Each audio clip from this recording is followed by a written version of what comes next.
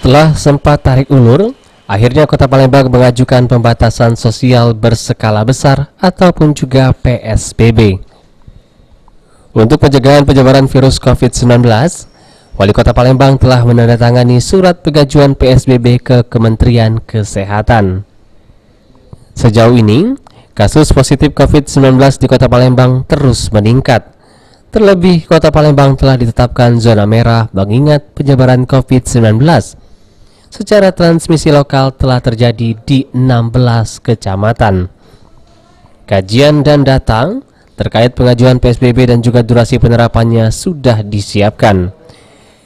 Pengajuan PSBB Kota Palembang ke pemerintah Provinsi Sumatera Selatan sempat mundur beberapa hari, mengingat banyaknya pertimbangan yang harus dipenuhi, seperti sebaran kasus virus corona yang belum merata. Upaya sosialisasi untuk menekan pandemi COVID-19 sudah dilakukan dan wali kota sudah menandatangani surat pengajuan PSBB. Diharapkan dengan PSBB dapat lebih memaksimalkan memutus mata rantai penyebaran dari COVID-19.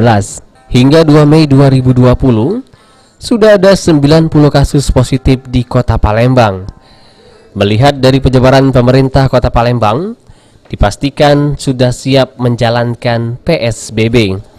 Seluruh personil dan juga tim sudah melakukan peninjauan titik-titik yang nantinya bakal jadi akses keluar masuk penerapan dari PSBB. Jadi PSBB ini sudah kita ajukan, sudah diajukan oleh pemerintah Kota Palembang.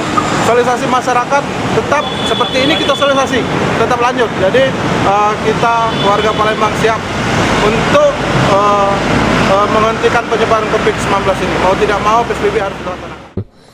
Pada penerapan PSBB ada banyak pertimbangan sehingga belum diajukan PSBB sejak 20 April lalu. Apalagi tingkat sebaran yang belum memungkinkan dari 18 kecamatan yang ada di Kota Palembang.